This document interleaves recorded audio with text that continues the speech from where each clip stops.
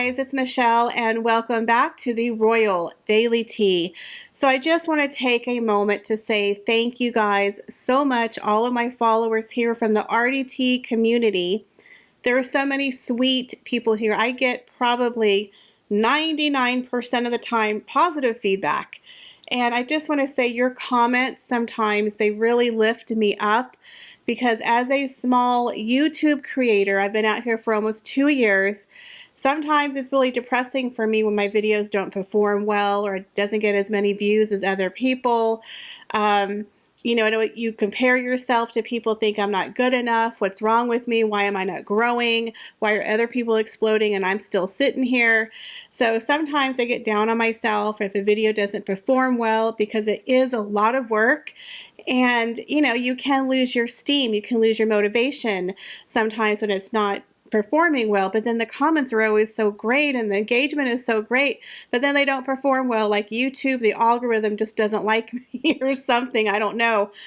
And then I get these wonderful comments saying, you're becoming my favorite YouTuber, you're amazing, this is the best commentary, you should have more views. And it just really helps me, guys. And I just want to say thank you guys for being so kind and sweet and supportive of me. I really do have the best RDT family community members, honestly, on YouTube.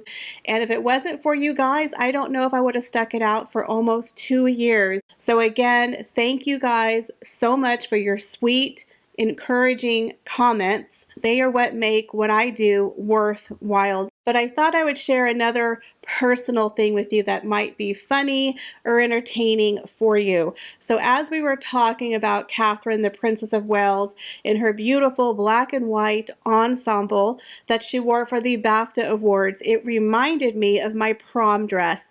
I wore a black and white ensemble with black gloves to my prom in 1990-ish, and I thought I would share it with you for your viewing pleasure. Now, I apologize. The quality of the photo is horrific. I took it with my cell phone, put it on my computer, but I thought you might enjoy my little prom outfit, as it was reminding me with Catherine in her black and white ensemble. Unfortunately, I don't look like Catherine, but you know what? We do with what we got. But you guys, we have a lot of juicy royalty to get through today, so you know what to do. Sit back and relax, grab yourself a beverage, and let's get into the Royal Daily Tea. So recently, it seems like quite a few monarchs and royals are recovering from major surgeries or illnesses. We have Camilla, the Queen Consort, who is currently resting and recuperating after her second bout of COVID-19. We also have Queen Marguerite of Denmark, who also is recovering from major back surgery. We now have news from the Netherlands that the mother of King Willem Alexander, Princess Beatrix, who just turned 85 years old in January, has suffered a major accident while skiing and broke her wrist. Now, they said she just went under wrist surgery and she is recuperating at home. Now, she was the former Queen of the Netherlands from 1980 through 2013, when she abdicated the throne for her son, Willem Alexander. So we do wish her a full and speedy recovery, but I have to say I love the fact that this woman is 85 years old and she's out there skiing. I mean, talk about going out with your straps on, going out with your boots on. The woman is living her best life out there skiing, but again, we do wish her a full and speedy recovery. Now, news has also come out of Sweden that King Carl Gustaf XVI has just underwent heart surgery. But according to the Swedish palace, they said the surgery has gone as expected. In a statement from the palace, they said, quote, that during the morning of February 20th, His Majesty the King underwent a surgical intervention with catheter technology in the heart area. The operation went according to plan and the king is doing well. The king thanks for all the support and the warmth shown to him and feels grateful for Swedish healthcare. Ahead of the procedure, the royal court said that the operation would be performed using laparoscopic keyhole surgery. The Swedish monarch is expected to rest for 2 weeks while his engagements are being postponed until later in the spring. Now, currently, his daughter, Crown Princess Victoria, and her husband, Prince Daniel, are on tour in Australia and New Zealand. But his youngest daughter, Princess Madeline, who currently lives in the States, is actually flown home to be by her father's side. So we wish all of the royals a full and speedy recovery. Well, the Earl and Countess of Wessex have kicked off their official Caribbean tour and have landed in the Cayman Islands. Now, while they're there to focus on various events and support their retrospective patronages. Now, two of the main organizations is the Central Caribbean Marine Institute, known as CCMI, and 100 Women in Finance. Now, also, while he's there, Prince Edward is going to give out 2 recipients the Duke of Edinburgh Award, and Sophie is also going to visit midterm campers at the YMCA Cayman Islands. Now, Sophie, the Countess of Wessex, will also be opening the 54th Agricultural Show on Wednesday, the 22nd of February. Now, they are expecting record numbers of people to attend this event, as it was on a 2-year hiatus. Now, while she was there, she was pictured getting off the plane in this gorgeous navy blue dress. It is from the brand Me Plus M, and it absolutely is a stunning dress. It's a kind of a sheer crinkle maxi dress that retails for a little over 400 pounds. They're calling it a Ponte Fit plus flare midi dress. Now, it's beautiful, it's very stylish, it's kind of on trend, and of course, I'm going to try to find a dupe on Amazon, so you ladies stay tuned. But I'm very excited that Edward and Sophie are on a brand new tour of the Caribbean. I just hope they get the press they deserve. I feel like they never get coverage of anything they do, so I really hope they start focusing more on Sophie and Edward. Well, these Sussexes, known as Harry and Meghan, have finally broken their silence on that South Park episode, y'all, where they called it boring and baseless, and they also made claims that they are not planning to sue the makers of South Park. Now, there was no word on whether the Duchess was upset or overwhelmed. They gave the no comment, but they wanted people to know that they are not planning to sue the makers of South Park, because in my opinion, that would make them look extremely petty. They're already being accused of being snowflakes, of being dictators of free speech, and having no sense of humor. And let's not forget, they have been humiliated and become the laughingstock of late night TV. So any more negative press really is not helping them. Now, there is a rumor that we know that Meghan, of course, is very upset. She's been humiliated by the backlash they have received from Harry's book, Spare, and from their docuseries. But it's like, what did you expect? You have been on the worldwide wine tour, Whinge Fest tour, for almost 3 years. You have not stopped complaining. It's like, do you guys not know how to read a room? Have y'all not looked outside your yard of the Montecito compound? Have y'all not driven out of the neighborhood away from Oprah and Ellen and seen the real folk out in the real world who are paying $7 for eggs? For the people who have been affected by the worldwide pandemic, people who are going through a major financial crisis, people who are being laid off their jobs? Have you not seen the rental prices? Do you not understand people are suffering? People are having a hard time, but the two of you privileged people have done nothing but cry in your golden teacup.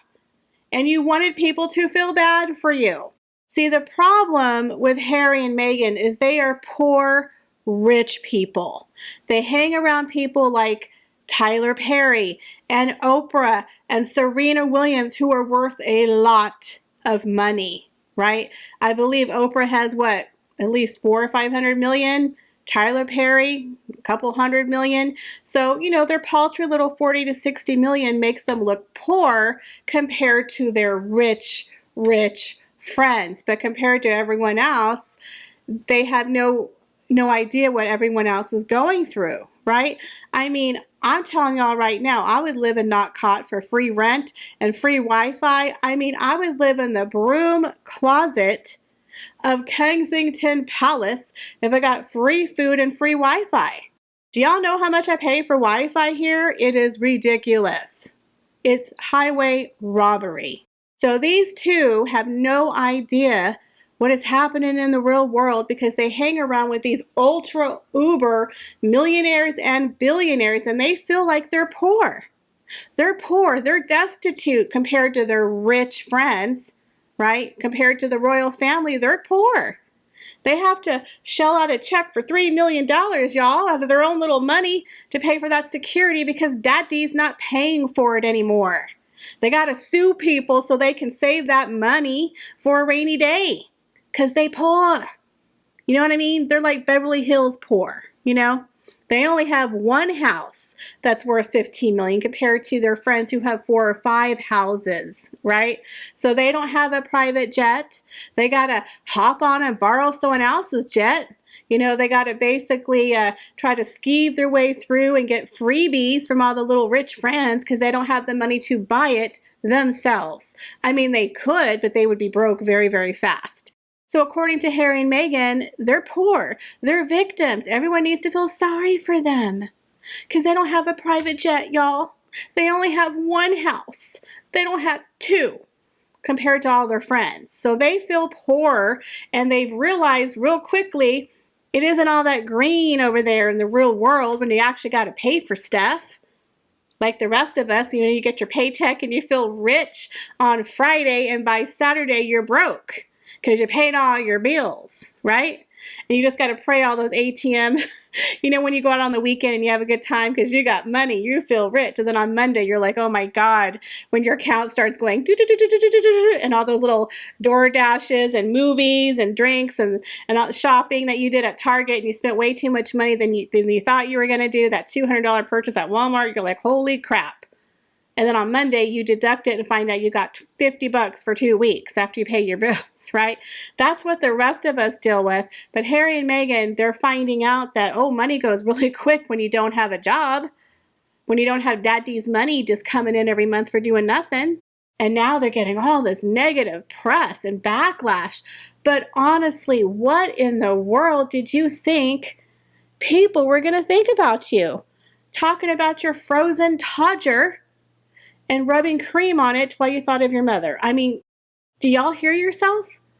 Seriously, Meghan, I don't understand how you let him put that in the book. Like, that's the part I don't get, because we all know she's a control freak, and there's rumors they fired their ghostwriter, and I'm sure he wanted to fire himself at some point and not take credit for this book. But Meghan, did you not read that part? You agreed to put that in the book. He talked about singing seals and how you were magical and you sang to the seals.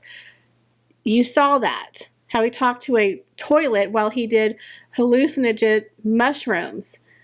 You saw that. So what the hell did you think people were going to feel sorry for him? But here's the problem that we talked about in my last video. They built a brand on victimhood, on complaining, on whining, on their 3-year Whinge Fest tour. And they have no substance. There's nothing in the middle. It's 2 pieces of bread and nothing there. It's called an air sandwich. There ain't nothing there. There's nothing to get your hands or your mouth around. It's empty. There's no substance. Nada. Nothing. Right? It's just a bunch of hot air and a bunch of fake tears from her left eye. Well, I mean, people are over it. We're out here suffering and we don't have time to feel sorry for you. And all you've done is drag your family through the mud. So their spokesperson has come out and said, well, all these claims are just stupid and baseless and boring. We're not going to sue them because they're just not worth our time. And they gave no other comments about her feeling overwhelmed, her being upset, nothing. So now we know that they're finally getting the memo that we're sick of them, that we're suffering from Sussex fatigue, Sussex sickness, and that they are the Sussex snowflakes, and people have joined the Sussex Can Suck It squad. Because we're done. We're done. Put a pin in it. We're done. So now, as I've said before, Harry and Meghan have backed themselves into a corner, and they're damned if they do, damned if they don't, have to make a very tough decision on if they're going to go to the coronation, if they're not going to go to the coronation, if Harry's going to go, if Meghan's going to go. You know the drill.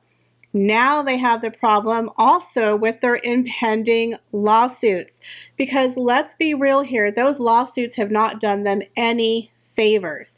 If anything, I think that was a colossal mistake, because we actually learned how much of a liar Harry and Meghan really are when they went to the Associated Newspaper lawsuit and they were outed by Jason Knopf. That did not do her any favors. Yes, she won a whole, $1, and she got a very tiny apology on the front of the paper. Girlfriend, was it worth it? I don't think so. And now you have Harry suing the Home Office with not one, but 2 lawsuits. It's like, I'm a royal knob, but I want to double down just to prove to you how much of a royal todger I really am. I'm going to sue him twice. Seriously, Harry, we got the memo. You're a royal knob. Stop while you're ahead. And as I mentioned in the last video, that court case is racking up over $300,000 to the taxpayers, right? People are not liking you. And all of this negativity, and now you're trying to be positive, but you still have all these lawsuits. In my opinion, they should drop the lawsuits with the Home Office. Just drop it. You screwed yourself when you wrote about it in your book. Just drop it. You're not welcome in the UK. They don't want you there. You're probably never going to go there. Just drop it. Seriously, is there anybody advising these 2? If you want to save yourself, stop being a bunch of a-holes. Quit suing people. Quit dragging your family through the mud, and do something nice for a change. How about you disappear for 6 months and we don't have to see or hear you? That would be lovely. I think we've seen them more since they left the royal family than when they were actual working royals. She only did 72 engagements in 18 months. They've been out longer than they've been in. And I think I've seen Harry and Meghan so much in the past 6 months between her podcast and the docuseries and the book and the variety and the cut and the Oprah interview. I mean, I just feel like it's just been nonstop. And all the award shows, let's not forget all of the award shows that they're on. And yet there's going to be a speech with Harry next month. I mean, the list goes on and on. Seriously, they need help. So I wish them the best of luck with their brand. But this whole publicity blitz tour that they've been doing, they said the year of visibility, more like the year of wrecking your reputation. Ugh. Well, that's all the royal news that I have for you guys today. Leave me your comments, guys, down below, and I hope to see you in the next video. Bye, guys.